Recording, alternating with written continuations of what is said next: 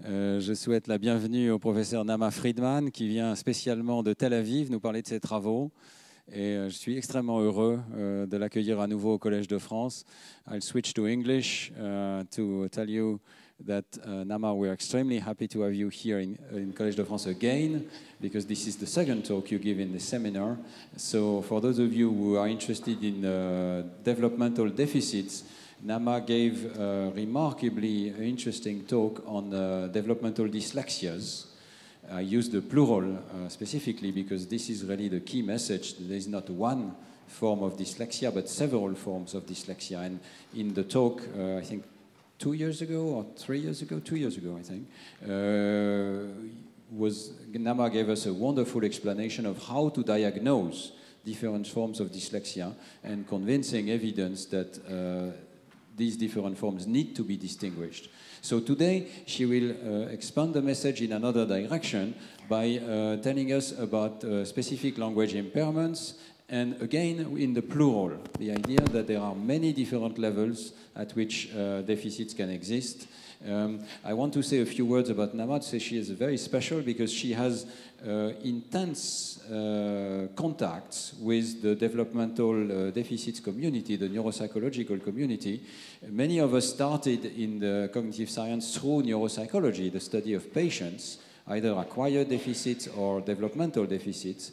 And many of us moved then to brain imaging as one way to look inside the brain for which structures are responsible for reading or for language. But Naama kept this remarkable pathway of analysis of the deficits, neuropsychology.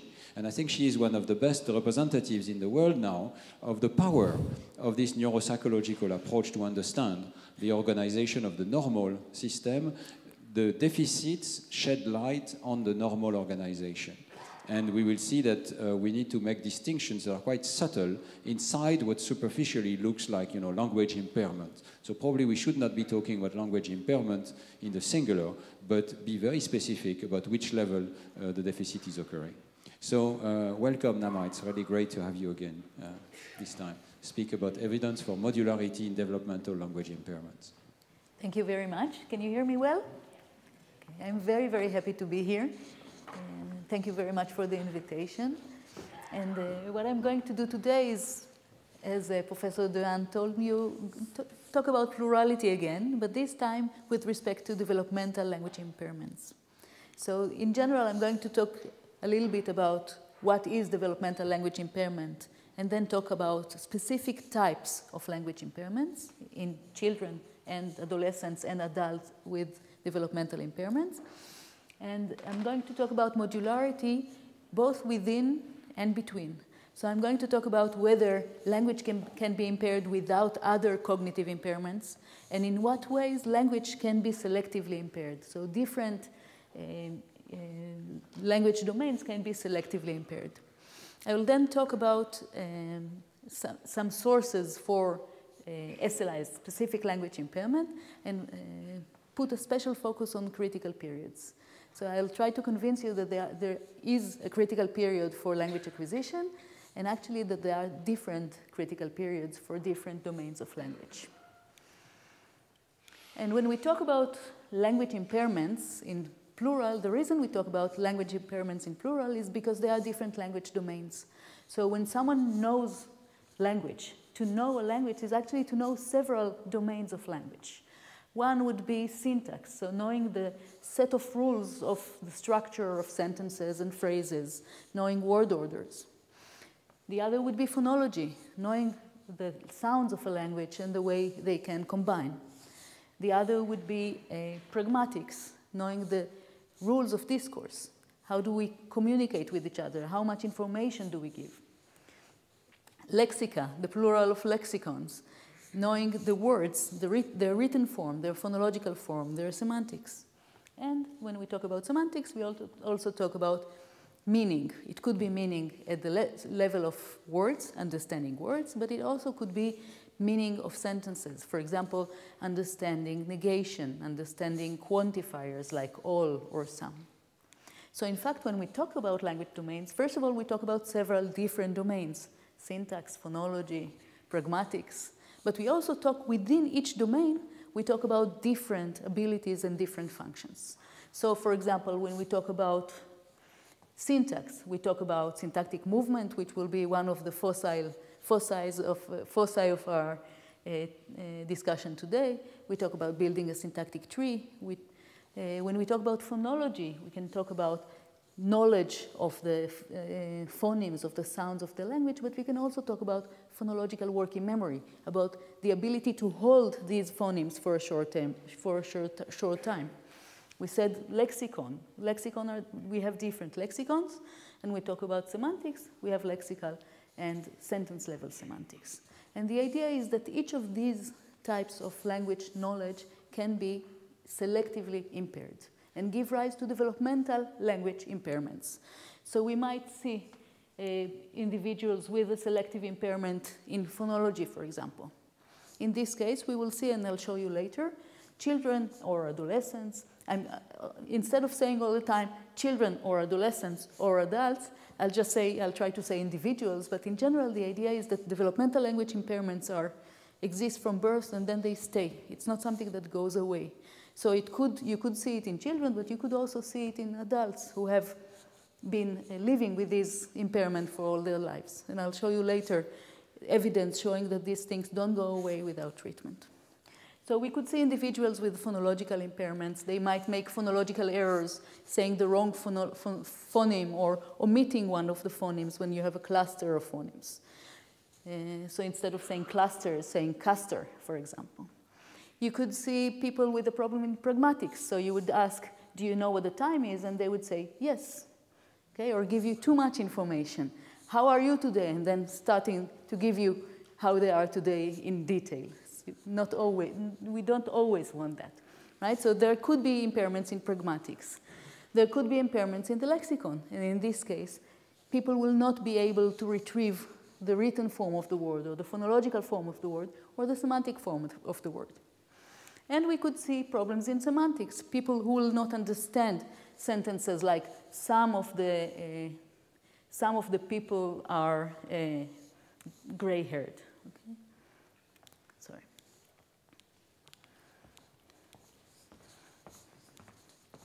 Okay.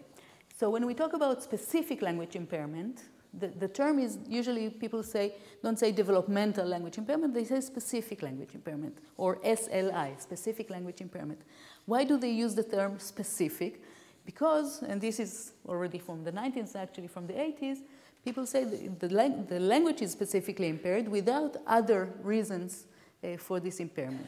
So the idea was to say if a child has intellectual disability, or if a child has autism, or if a child has another reason or brain damage, we will not call it specific language impairment or hearing impairment. So in the early term of specific language impairment referred to the fact that it is specific to language and is not part of hearing impairment or autism or intellectual disability. Now, in recent years, people think that maybe it's not really fair, because if a child has an intellectual disability and also has a language impairment, maybe we want to be aware of the language impairment and we want to be able to treat this language impairment. So the specificity stays in the name, but not necessarily in the way we talk about language impairments. But what I would like to suggest is that it's not only specific because it's not part of autism or not part of intellectual disability. I would actually like to add that there are specific language impairments, right? So if we talk about a specific impairment in syntax, it is a syntactic language impairment. So I will try to use the term syntactic SLI or CISLI, syntactic SLI, or just a syntactic impairment. So I'm going to start by talking about people who have syntactic impairments and ask whether they necessarily, whether they could have a selective impairment in syntax.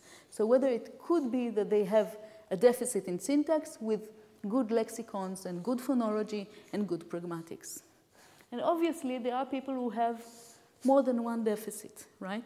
So there are people who have a syntactic deficit and a phonological deficit. But the important point that I want to make is an existential claim. I want to say that there exist people who have a problem only in syntax. and other people who have a problem only in phonology, and others who have a problem only in semantics, pragmatics, lexicons. Right? And this is what I will try to call specific language impairments. And I'm going to start by focusing on technology. I'm going to start by focusing on syntax, and then I'm going to talk about modularity between language and other cognitive abilities, within language, between syntax, phonology, pragmatics, lexicons, and a little bit about modularity within syntax, because even when when a child has a deficit in syntax, it's not that all of his syntax is gone. Some parts of the syntax are impaired. Okay. And I'll start with the syntactic impairment, and I'll start with an example. So what does it mean to have a problem in syntax? So I'm going to show you something that a girl, 12-year-old girl, said when I showed her these two pictures. Right? You see, it's a girl kissing grandma, grandma kissing a girl, and I asked her which girl is the grandma kissing. And this is what she says. Say it again. What? And then I say again, which girl is the grandma kissing? And actually I repeated it several times. And then she says, well, I don't know. Here, and she points to the top figure, here the girl is kissing the grandma. And here the grandma is kissing the girl. So she understands the picture. She understands that it's something that has to do with kissing and grandmas and girls. But then she says, could you ask this again? And I repeat, which girl is the grandma kissing? And then she says, I don't know. Do other children know? Right? And the answer is other children do know. So children who have no language impairments, in Hebrew, in Arabic, but also in many other languages, at the age of 6 or 7, they already master these kinds of sentences. They understand these kind of sentences. But children who have syntactic impairments have specific difficulty with these sentences. Now, try to look at the structure of the sentence. Which girl is the grandma kissing? And think what is so difficult about this structure. When we look at where the agent is and where the theme is, we see that actually the grandma is kissing, but she doesn't appear first in the sentence, right? It is the girl that is the theme of the action that appears first. And the idea is that probably this is what makes these things difficult. The grandma is actually kissing the girl, but the girl appears in the beginning of the sentence.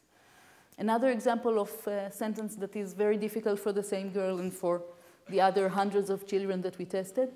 Show me the woman that the girl draws. You see that in this case, I don't ask a question, but do you see that it's the same structure? We have the woman that the girl draws, the woman. So the woman is being drawn, but it's actually in the beginning of the sentence. Another example from a different child. I showed him a sentence. He saw the sentence in writing, and he just had to read it for as long as he wanted and to explain the sentence. And the sentence was, the swimmer that the witch pushed jumped. And he says, and he's 15 years old. Remember that at the age of 6, they are supposed to be able to understand these kind of sentences. Oh, the swimmer and the witch pushed and jumped. So it was in Hebrew, so he said pushed in the plural and jumped in the plural. So they probably both pushed and both jumped. And then I asked him who pushed whom, and he says they pushed. You can't tell from the sentence, right? So why can't you tell from the sentence? If you don't have the syntactic structure to be able to, the ability to process this kind of syntactic structure, then you will not be able to tell from the sentence. And then he decided and said, okay, probably they both drowned. That was his conclusion. So there was pushing. He did understand the words, right? He understood that there was a swimmer and the witch and the pushing and jumping, but he couldn't tell who did what to whom because you need the syntactic structure in order to understand what's going on in the sentence. And again, you see that there is something about a constituent of the sentence that is not in its right place, right? So we have the swimmer that appears in the beginning, but actually it was the swimmer that was pushed. So we have the witch pushed the swimmer in the normal order. The witch pushed the swimmer, and then the swimmer appears before the witch, and this is what makes the sentence so difficult. Now, it's not only in understanding written sentences and understanding heard sentences. Even when we ask them to repeat these sentences, it might be very, very difficult. Look at these sentences on the left. this is a translation from Hebrew, so if some sentences don't sound very English to you, you're right. But in Hebrew, all these sentences are okay. And for example, this is an 11-year-old child. He could repeat a sentence, yesterday the ball rolled in the garden. But he couldn't repeat a sentence like, which teacher does the girl like? And instead he said, which teacher does the teacher like? Okay? He doesn't understand who does what to whom in the sentence, and therefore he takes the teacher to be the agent of the action and also the theme of the action. Look at which guide does the boy like. You already know these kind of sentences where the components move. Which guide does the boy like? He repeats, which guide does the student like? So something is not right, and in this case it just changes a word. This policeman the neighbor saw. This policeman, this neighbor, the policeman saw. So again, he knows that there was a neighbor and a policeman and seeing, but he doesn't know what's going on. Right? And again, if you look at the colorful sentences compared to the light blue ones, you see that the colorful sentences are sentences that have this kind of irregular order of constituents, where the object or the theme appears before the agent. And these are sentences that we call sentences with syntactic movement. Why do we call them syntactic movement? Because something moved to another position. So if you look at the three sentences that he couldn't repeat, they included movement. Something was not in the original position, whereas he was able to repeat, the girl likes this teacher. So he can repeat, the girl likes this teacher, but he cannot repeat, which teacher does the girl like. So these are the same words, the same, more or less the same semantics of the words, but still one is possible to repeat, he can repeat and the other he can't. Why can't he repeat? It's not memory, right? If he had just had a problem in memory, in repeating sentences just because of memory, he wouldn't be able to repeat the last sentence as well. The problem is syntactic, and it is very specific syntactically. It is when the theme of the action appears in the beginning before the agent of the action. So if we look at sentences, basic sentences, we look at sentences like the girl draws the woman. This is the usual order in English, in French, in Hebrew, in Arabic. But then, if we have something like, which woman does the girl draw? Then we'll have what we call syntactic movement. And now you can see why it's called syntactic movement. Something is born in one position and is moving to another position in the sentence. And what I want to say, to claim, is that in many languages now we know that this is one of the core clinical markers for syntactic impairment in children and adults. This kind of syntactic movement is very difficult for them to comprehend and to produce. And I'm going to show you some examples of how we assess, how we test whether someone can understand these sentences and how we test whether they can produce these sentences. And what I'm going to show you about the syntactic part, about the syntactic SLI part, is data from 197 children with this kind of impairment. It's not something that you collect in one day, but it's data that was collected in the last, I think, 13 years. And the data is about Hebrew and about Palestinian Arabic. But it generalizes to many other languages that we know. So if we look at specific sentences that are very common around us and still include this kind of syntactic movement, we have questions like, which woman did the girl draw? We have relative clauses like, the woman that the girls drew. And we have what we call topicalization, not very common in English, but you would say something like, this woman the girls drew. And all these structures involve this kind of movement, which is called WH movement. And now it's evident why it's called WH movement. It's the movement that we see in WH questions. Questions like who, which woman, etc. So how do we assess if someone understands this kind of sentences with WH movement? One thing that we could do, as I showed you before, is show two pictures. Now, because we know that the problem is with who is the agent and who is the theme, we will show two pictures with reversed roles. So we would show, for the question, show me the woman that the girl is drawing, we would show a girl drawing a woman and a woman drawing a girl. So I'm going to start with showing you data about what we call relative clauses, comparing relative clauses in which the theme of the action moves to a position before the agent. These are the object relatives. And to the simpler one, the subject relatives, where we do have movement, but the movement doesn't change the order of the agent and the theme. And of course, we always compare them to simple sentences. Why is it so important to include simple sentences in tasks like that? First of all, for the smile factor. We want the participants to smile from time to time, to feel that they succeeded. And if we give them simple sentences without movement, we are quite sure that they will succeed and feel that at least in some of the sentences in the task, they are fine. The other reason is a methodological reason. We want to make sure that they understand the task, they understand the pictures, they understand the words, right? So if they are okay with the simple sentences, then we say, okay. So simple sentences are fine, the lexical items are fine, the pictures are fine, the task is fine. So if they fail in understanding object relatives, it's because they have a specific problem in syntax. So how would it look if we ask them something like, show me the girl that the woman show me the woman that the girl is drawing, or show me the elephant that the boy is washing. You see that there are two elephants. One is washing the boy, the boy is washing another elephant. What we see is that they have a selective deficit in understanding the sentences when they involve movement of the theme across the agent. So in object relatives, what you see here is orange is usually the interesting color, so the interesting group. Orange here is the syntactic impairment group, and they are compared, and they are from age 9 to 16, and we compare them to children with normal language, with typical language, in first and second grade, so 6 and 7-year-olds. And you can see that the 6 and 7-year-olds are much better than them in understanding object relatives. Right? So there is a deficit that is specific to syntactic movement. What does it mean in real life? That if I tell them point to the grandma that the girl is kissing, they don't know which picture to point to. Now, you can see it also when they try to explain to you what's difficult for them in the sentences. So this is an example of a sentence, show me the boy that the clown feeds, and you see a boy feeding a clown who's feeding another boy.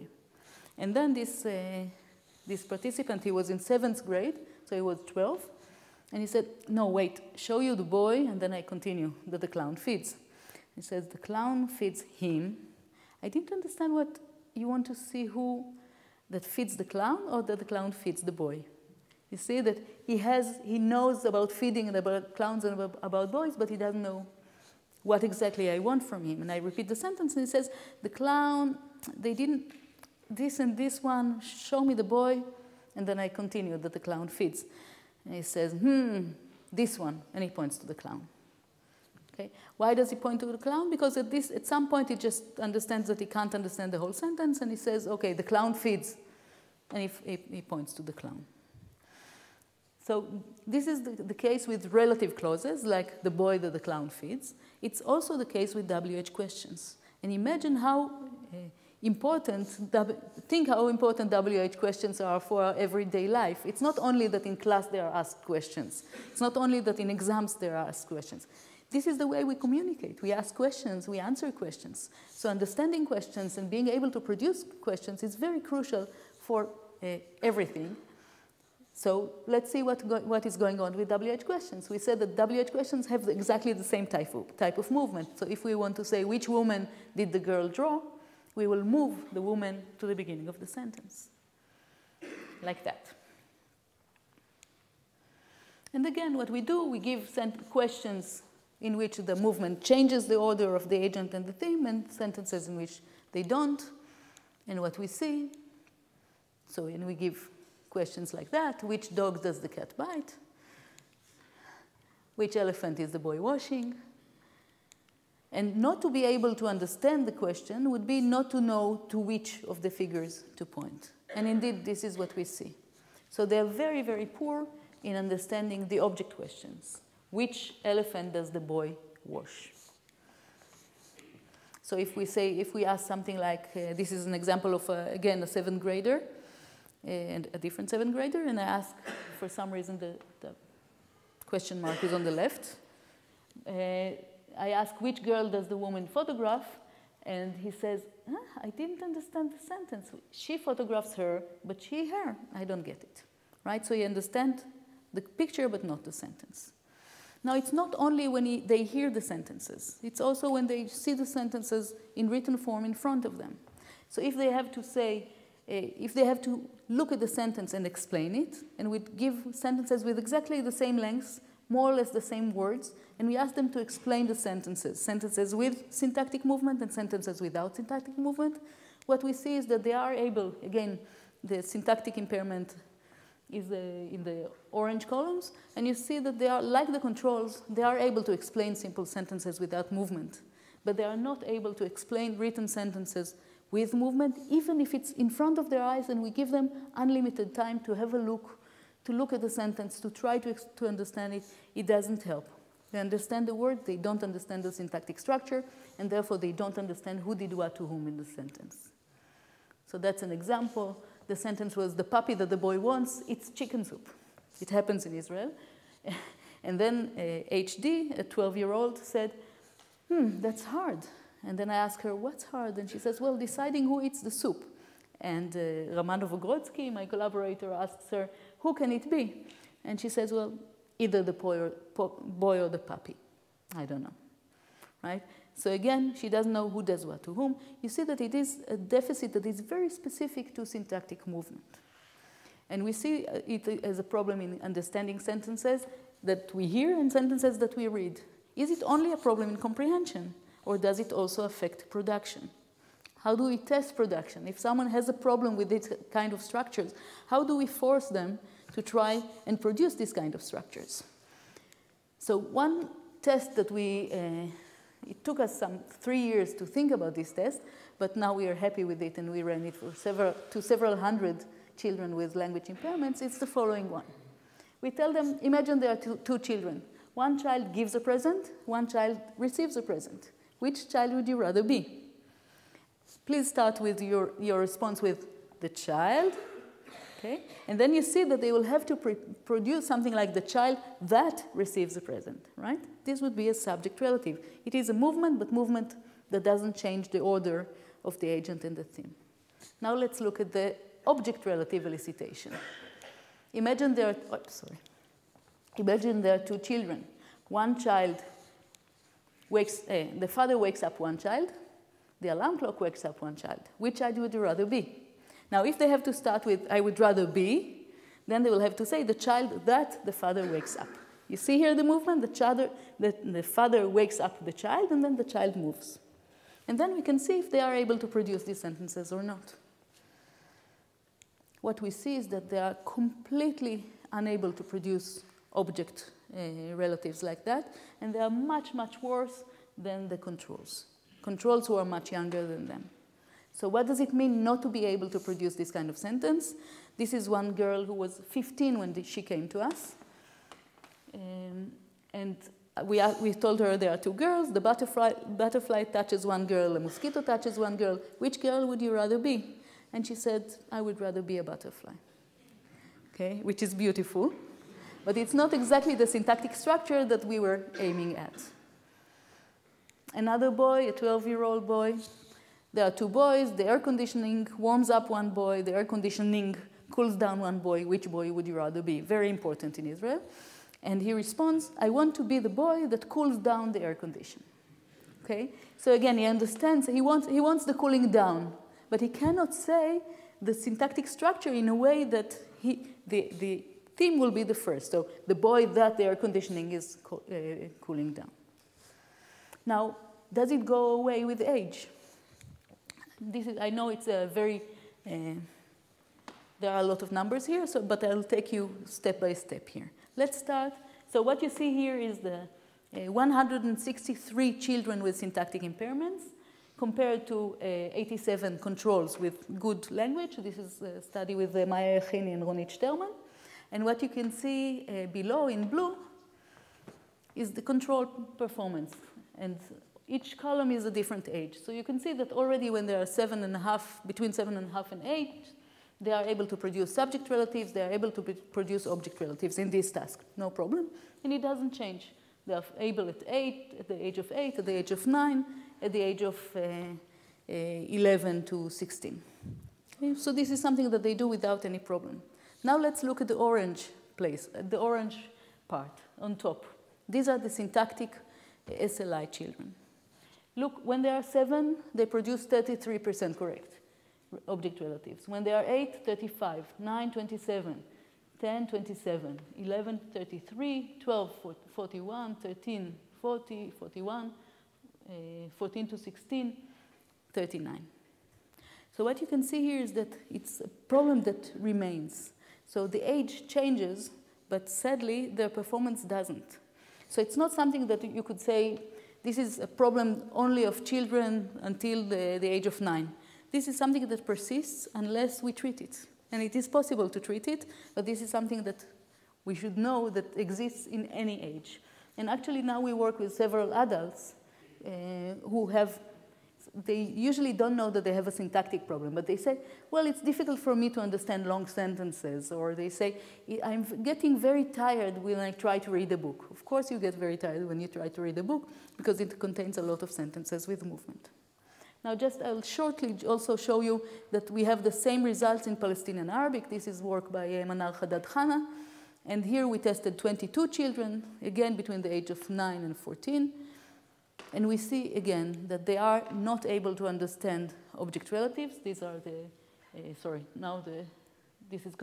a bit confused, but the light green is the SLI children, and you see that they are impaired in understanding object relatives, and they are very impaired also in producing object relatives. So now the interesting pattern is the SLIs, the Arabic, Palestinian Arabic speaking children with syntactic impairments, and you see that they have difficulties producing object relatives. Now at this point you might say, okay, so they don't understand sentences with this kind of weird WH movement. Is it really that serious? Do they really hear these sentences? Do they really need to use these sentences? And how common is this syntactic impairment? So I'm going to answer these two questions. How often do we use sentences that include movement? For example, sentences that include movement include movement. And what we see here, first of all, is we counted the sentences in, we looked at children's books, in children's songs, in textbooks of 1st and 2nd grade, and we counted the number of sentences with movement and the number of sentences without movement. We did it both for Hebrew and for Palestinian Arabic, and what we see is more or less 1/3 of the sentences that we say include movement. The sentences that we say is a sentence that includes movement. It's almost impossible to say sentences that do not include movement. For example, sentences that do not include movement is a sentence that includes movement. So what we see is that in the input, the children's input, we see a third of the sentences that children hear include WH movement. So it's really crucial to be able to understand these sentences and to be able to produce them.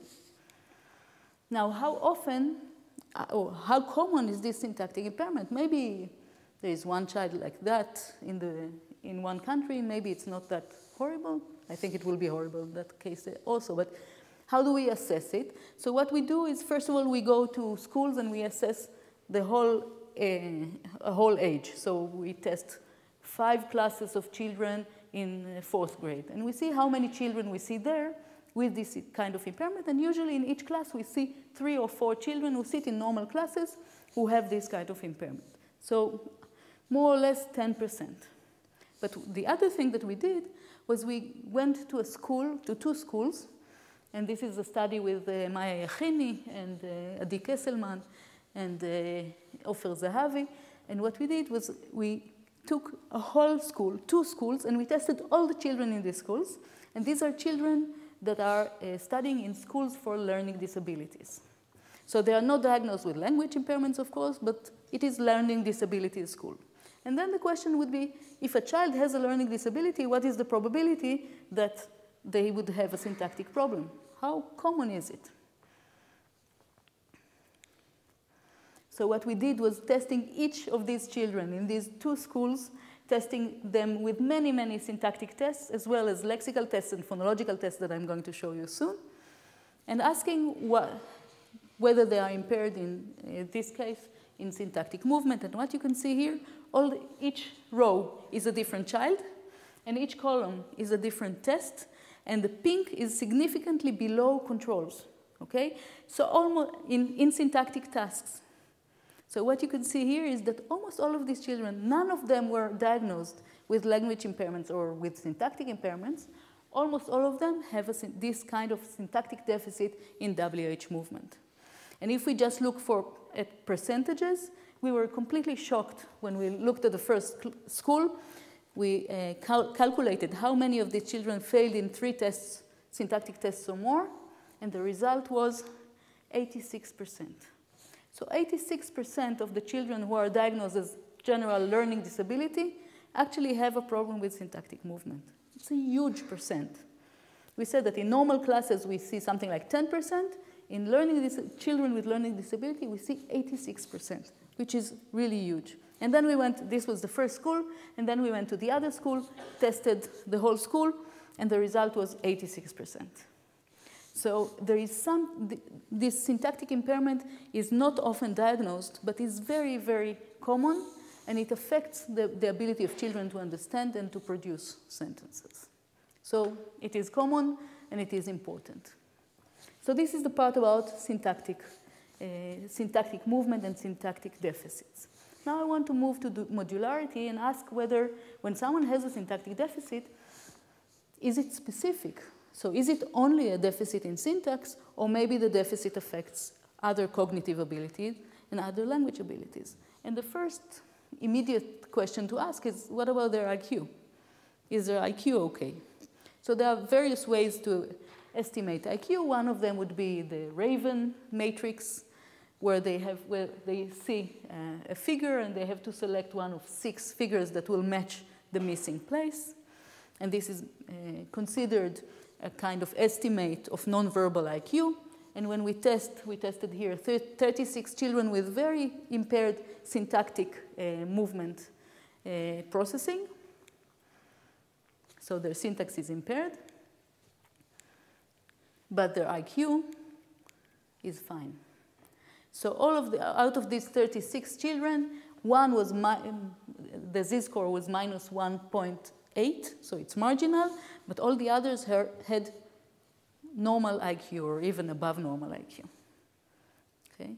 What it means is that this syntactic impairment is not due to problems in IQ, and it doesn't have to come together. Actually, usually it doesn't come together. So we have a selective deficit in syntax that is not related to IQ.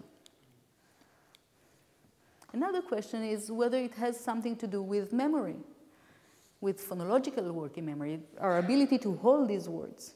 So we might think, okay, they are not able to hold all these words in their memory when they hear the sentence, and this is why they don't understand the sentence. So first of all, you saw that also when they see the sentence written, they have exactly the same problem. Secondly, you saw that they cannot produce these sentences. So it's not only about phonological working memory, but still we wanted to be convinced. So what we did was, working with these syntactic impaired children, we tested their phonological working memory. And this is a study with Romanov-Ogrodsky. What we did was, these are 19 Hebrew-speaking children with SLI, and we tested, and who had very impaired comprehension of object relatives and object-which questions and production of these things, and we tested their spans.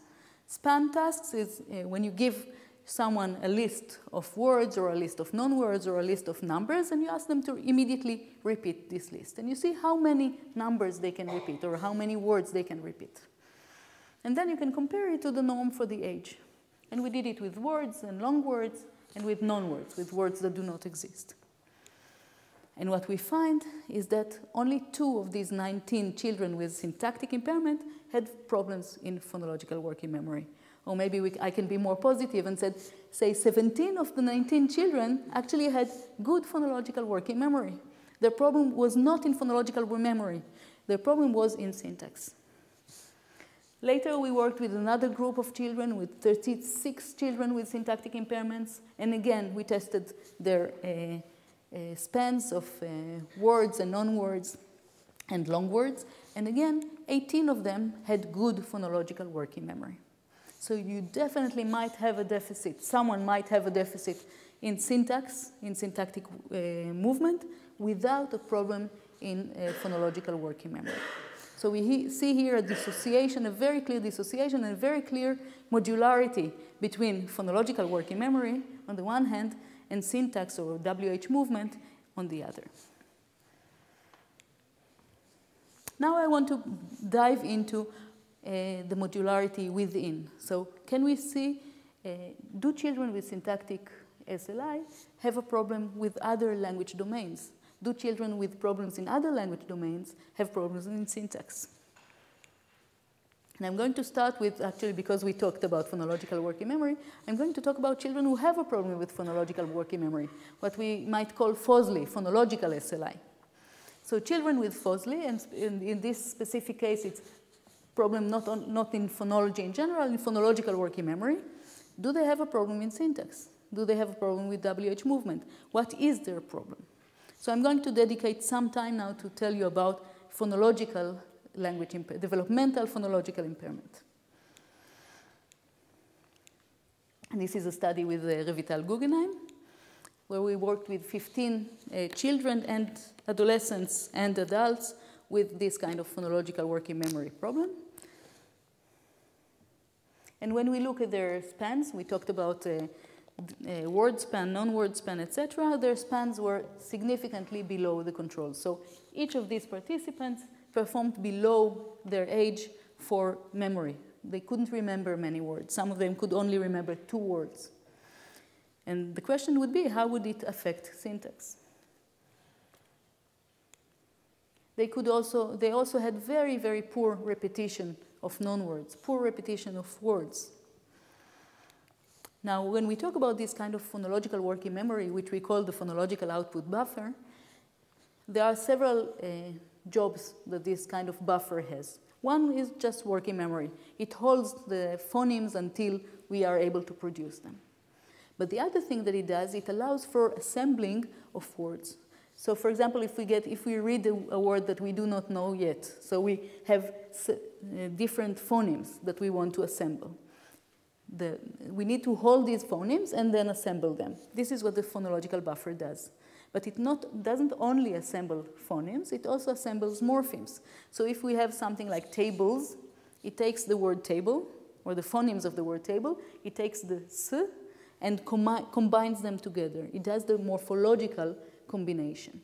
And now, if we assume that this is the component that does the morphological combination, you can already think about these children who have a problem in this phonological working memory, and you can understand that they will have a problem with morphologically complex words. And this is, they also have numbers, and there's a beautiful work by Dror Dotan. We're happy to have him sit here in the audience. And what Dror Dotan did was looking at individuals with brain damage who have a problem in this component, in this phonological working memory. And what they had, it turns out that it's not only this kind of component, not only combines phonemes to create words and morphemes to create morphologically complex words, it also combines digits to multi-digit numbers.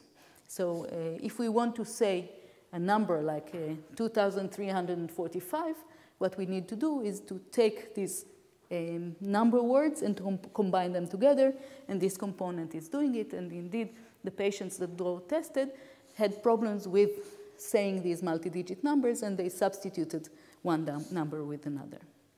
So what does it mean for phonological working memory impaired children? It means that they are unable to, they have problems in reading numbers, they have problems in reading words, they have problems in naming words, in saying when they see a picture, in saying the word, because they make phonological errors. They have problems especially with phonologically complex words and non-words, and with morphologically complex words and non-words, and they make morphological errors, like instead of saying thinking, saying think. Instead of saying disagreements, saying agreeing. Why? Because they have a problem in this component that is in charge of the morphological structure.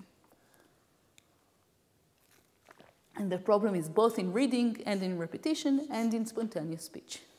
Now to our question, what about their syntax? Are they able to understand WH questions? Are they able to understand relative clauses? Can they produce them? And I'm happy to say that they can.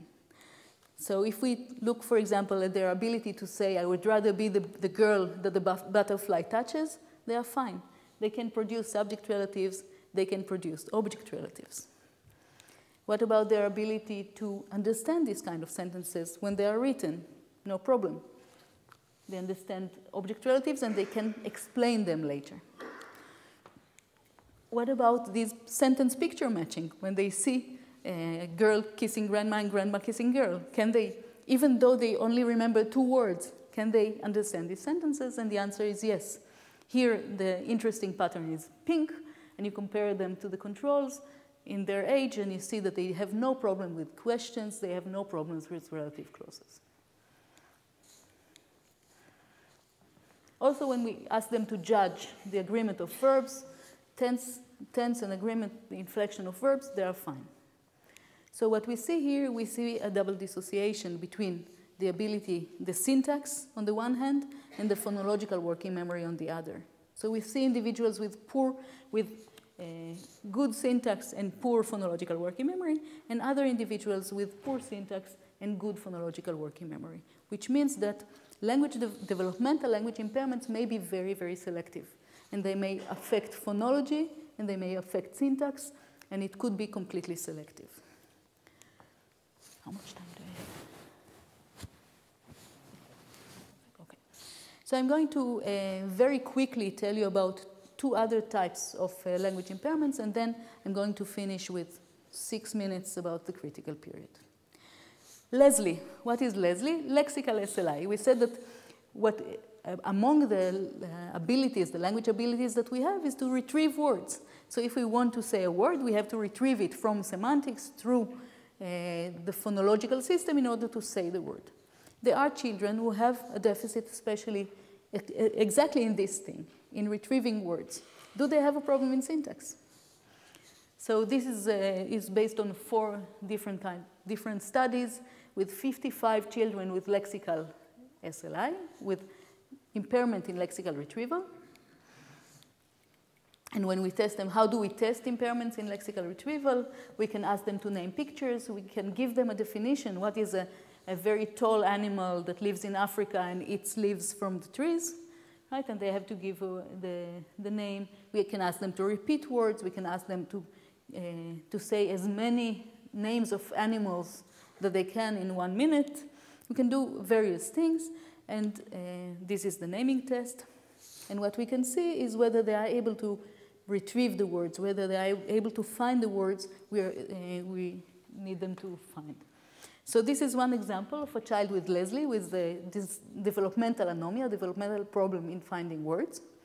And he was trying, I showed him this very important vegetable, and in Hebrew it's chatzil, and he was trying to find the word. And he said, no, I bought it yesterday. Yesterday I bought it in the supermarket. No, not chavitzal. Remember, it's supposed to be chatzil. Chavitzal is a phonological error.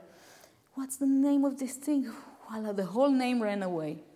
I always knew it. No, what is this purple thing called?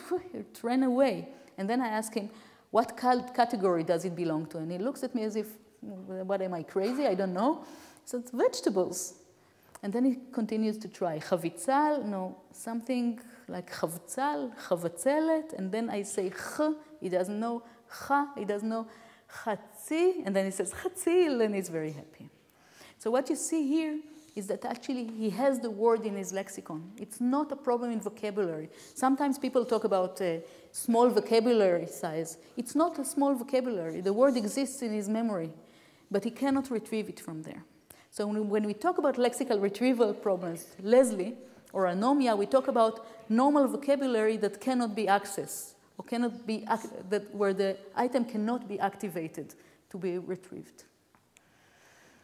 And of course, this impairment can be in various, there is a whole process that I'm not going to go into now, but there is a whole process of retrieving words.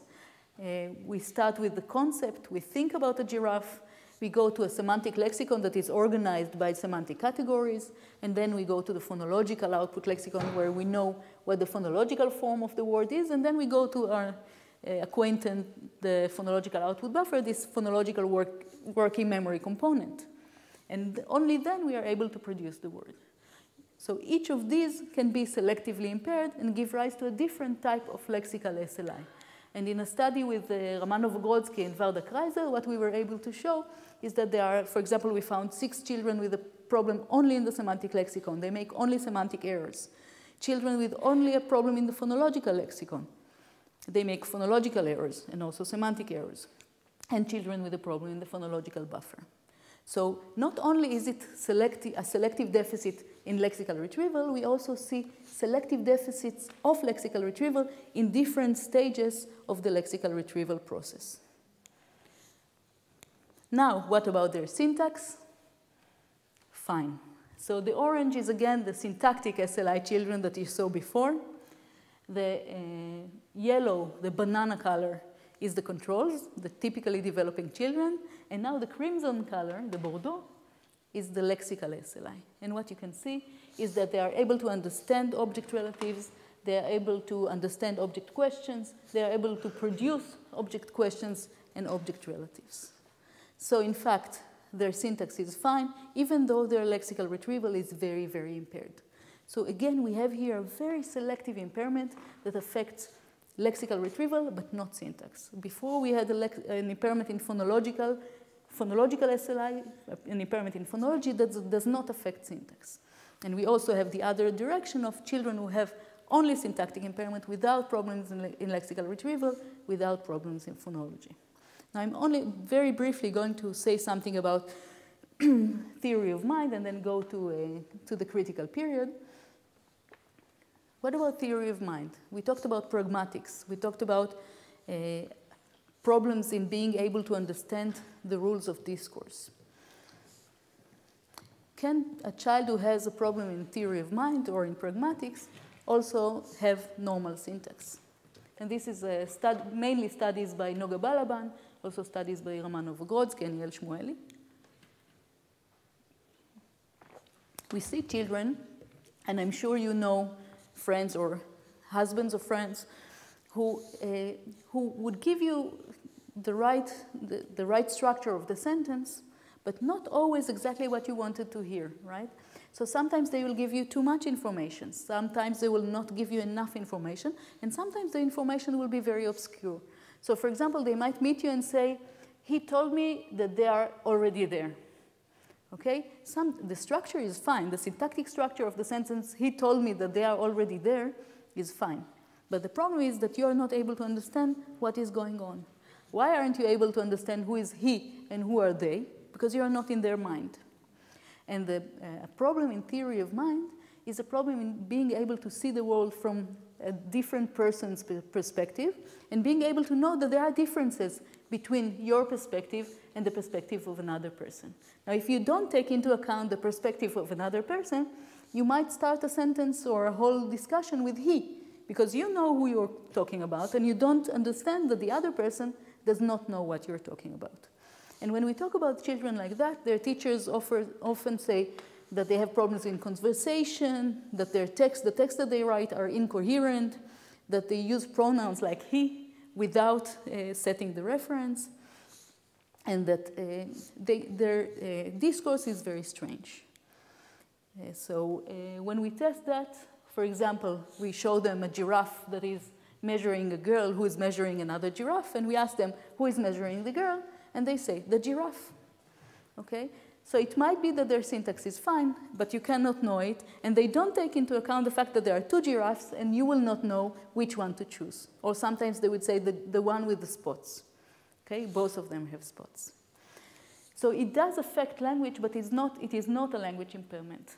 It is an impairment that affects language, but what I think is it's not a type of language impairment. It is a type of cognitive impairment that has effects on language. I'll just give you an example of how these children produce object relatives. So we have one item where there are two girls. The doctor examines one girl, and the nurse examines one girl, and we asked them, which girl would you rather be? And this girl, she was 12, she said, well, I want to be the girl that the nurse examines, right? It's a good object relative, because a doctor is someone that you take more care of, more severely, and a nurse is like, she has a smaller role, and a doctor is, if you have a fracture or something like this. In our previous school, the nurse gave injections and such things, and there was no doctor, just a nurse, because there are no severe cases, right? And what would a control child do? Say, I want to be the girl that the nurse examines, okay? So what you can see here is that the syntax is actually fine, but something is wrong about understanding what I want from her. Something is wrong about understanding the task. This is a different kind of developmental impairment. It is a developmental impairment that affects discourse rules, but I think it's much larger. It's not limited to language. It is a deficit that affects theory of mind. What about their syntax? Completely fine. In this case, the pragmatic ones are in gray, and what you can say is that they are great. So they are just like the normals. They understand object relatives, they produce object relatives, they understand object questions and produce them. So if I summarize this part, what we see is that there are subtypes of specific language impairments. We have specific language impairments. We can have children with syntactic SLI without a problem in memory, without a problem in IQ, without a problem in finding words, without a phonological problem, and without a pragmatic problem. And we can see other types of specific language impairments. Impairments in lexical retrieval, impairments in phonology, and I called it Prasley here, but I think it's not accurate. I think it's not a language impairment, it is a cognitive impairment that affects language, but without any problem in syntax. Now I want to finish by talking about sources of these kinds of language impairments. Why should anyone have a problem in language? Any kind of problem, syntactic problem, lexical problem, phonological problem. So many people talk about genetics. I'm not going to talk about it today, but I want to have a look at this question of language impairments through the looking glass of children with hearing impairment. When we talk about children with hearing impairment, you know that only 10% of children with hearing impairment are born to deaf children and are using sign language. 90% of the children who are born deaf do not use sign language, and they try to use the oral language around them. So this study is a study with 65 Hebrew-speaking children with Ronit Sterman, and with 24 Palestinian Arabic children, adults and adolescents, with Manar Haddad Khana, and what we were testing was exactly what you already know. We tested their syntax, their WH movement, understanding object relatives, producing object relatives, understanding WH questions, and producing WH questions. And what you can see here in a nutshell is that they have a severe problem in WH movement. Now, why should children who are born deaf and use oral language to communicate have a syntactic problem in WH movement? It's very peculiar. Why is it the case? And what we thought is that we can use the fact that some of these children did not have a WH movement problem and try to see what characterizes the ones who had a problem in WH movement and in what way they are different from those who could not understand WH movement, right? So the difference between the ones who are good in syntax and the ones who are bad in syntax. Now, we are talking about deaf children, right? So the first thing that we thought was maybe the ones who have, cochlear implants, those who had operation and had a cochlear implant implanted, maybe they are better than the ones who carry a hearing aid on the ear. And the answer is no. There was no difference between those who had the cochlear implants and those who had hearing devices. What about the depth of hearing loss? Maybe those who are very, very deaf will be worse than the ones who have only medium hearing loss. So what we did a correlation between the depth of hearing loss, how deaf they are, and how good they are in understanding sentences. And actually, there was no correlation. And if we did find correlation, it was the opposite correlation. So the ones who had the deepest hearing loss were actually the ones who understood sentences better. How can that be? Now think about children who are very, very severely, profoundly deaf. Probably people will know that they are profoundly deaf earlier, right? They will notice. they will give them hearing devices earlier.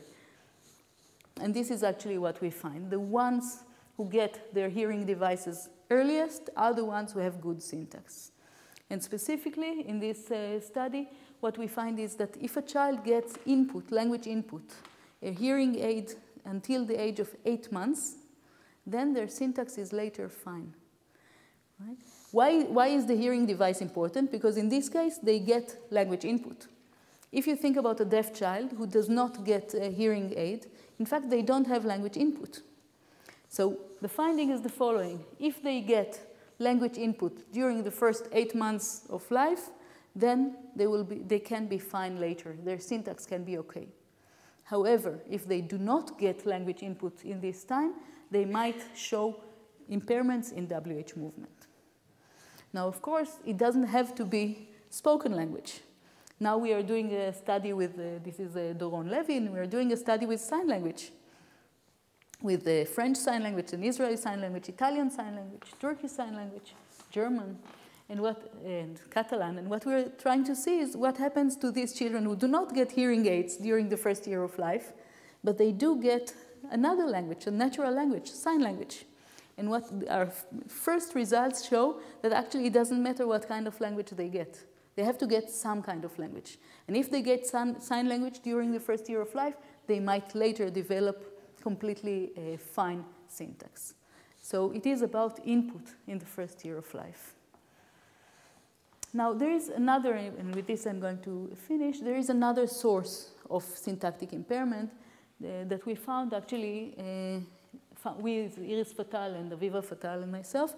We found due to a catastrophe that happened in Israel 13 years ago, where there was a formula, there was a child formula, a milk formula that did not include B1, the vitamin thiamine. And thiamine is a crucial player in brain development. It plays a role in metabolism, in building the membranes, in transmitters. It is very, very crucial for all the Krebs circle for glucose, for the use of glucose in the brain. So it's really, really crucial. And the point about this kind of vitamin B1, thiamine, is that it is depleted after, if for 2 weeks or 3 weeks a child does not get this kind of vitamin, then there is no storage of this vitamin in the body. So it means that after 2 weeks or 3 weeks of this vitamin deficiency, it will start affecting the brain. And we tested these children, 61 of these children, when they were 5, and later when they were 8 and 9, and now we're testing them when they are 13. And we tested how is their language. And what we find is that 97% of these children have a language impairment. And when we look at their syntax is the one that is mostly affected. They don't understand object relatives, object questions, they cannot produce object relatives, and they have a very difficult time with syntax, with WH movement in general. So what I want to suggest, and it's important to know that thiamine deficiency occurs also in adults. So for example, there is a Korsakoff syndrome after alcoholism, and also after some bariatric operations. People suffer thiamine deficiency, they have memory problems, but they do not have syntactic problems, they do not have language problems. So it is something about the fact that they did not get thiamine during the first year of life that affected their later development of syntax. So in a way, we see another evidence for a critical period of the development of syntax that is in the first year of life. Here we see that it is the nutrition that affected the later development of syntax. So we see that input is important. This is what we learned from the hearing impaired children. And we see that the development of the brain during this critical period, during this first year of life, is important. And we need both. We need the input and we need the development of the brain in order to, during the first year of life, in order to later develop good syntax. Now, importantly, the syntax was affected, but lexical ability was not necessarily affected.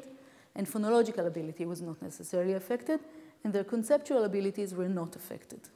So each of these 55 children who had a syntactic deficit due to lack of thiamine during the first year of life was tested for their lexicon and their phonology, etc., and their conceptual abilities. 22 of them had good lexical abilities. So although they did not get the thiamine during the critical period for brain development, the lexicon developed fine. 33 of them had good phonological abilities, and almost all of them had good conceptual abilities. What it means is that even though you miss the critical period for syntax development, you might develop good lexical abilities, you might develop good phonological abilities, and good conceptual abilities. And this means that modularity not only exists in the selectivity of language impairments, it also exists in critical periods. So there might be different critical periods for different language abilities. For example, we might have a specific critical period for syntax that is completely different from critical period for other language abilities, and maybe for some language abilities there is no critical period. At this point, we don't know. So I'm summarizing and saying that there are specific language impairments, different types of language impairments that affect different language domains. We may have syntactic deficits without deficits in IQ, without deficits in working memory, and I'm going to jump to this one. Language exposure during the first year of life is crucial for the later development of syntactic movement. So I thank my lab, the Language and Brain Lab, and the funding agencies, and you. Thank you.